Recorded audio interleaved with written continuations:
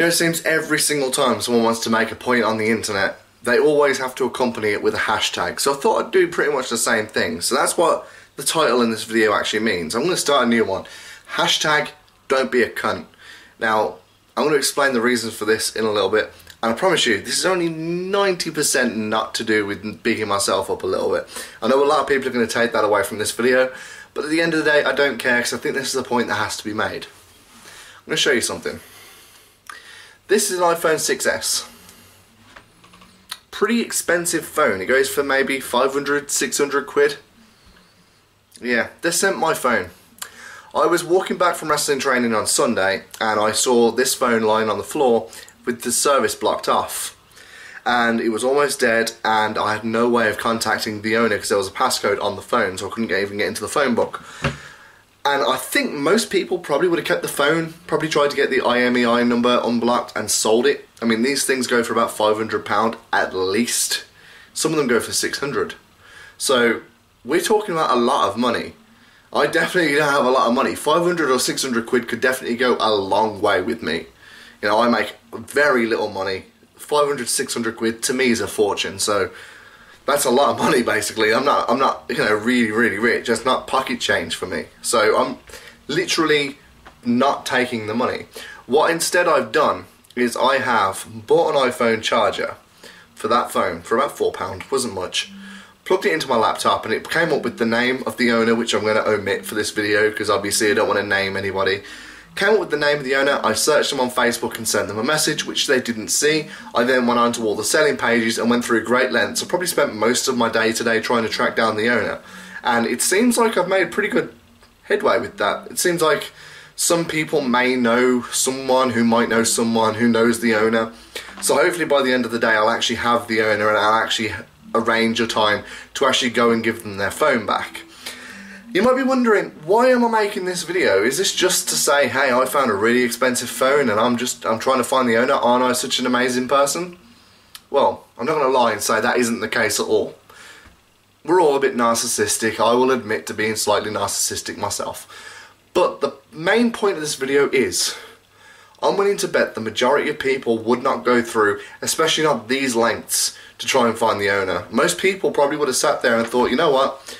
The phone's blocked, so I can't make any phone calls. There's a passcode on there, so I can't find anybody, you know, any contact number. Might as well keep it. I might as well try and get the phone unblocked and try and sell it. And I'm not going to lie, that thought did temporarily cross through my mind. But at the end of the day, I wouldn't be able to live with the guilt of actually, you know, doing that. Because at the end of the day, I think most people would just see a phone. What I think people need to start doing more is start thinking about the people behind the phone.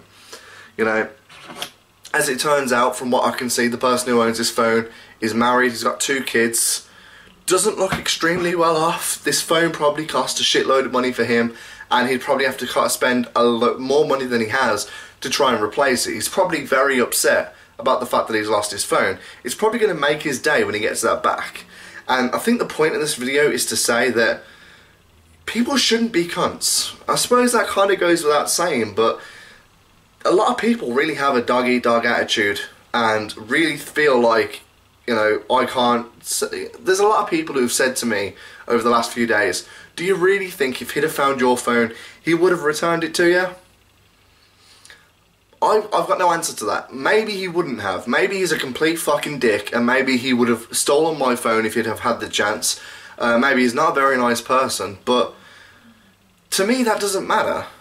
I don't base my decisions morally on whether or not I would get the same treatment. I base my decisions on whether or not it lines up with my moral code. And stealing a phone, even if I was left with no way of finding the owner, doesn't line up with my moral code. And I think more and more people need to start having this selfless attitude about themselves. And I'm only using this as you know, a story that's happened to me very recently, obviously. I'm still in possession of the phone. I found it on Sunday. I've been spending the last few days trying to find the owner. So this is very recent for me.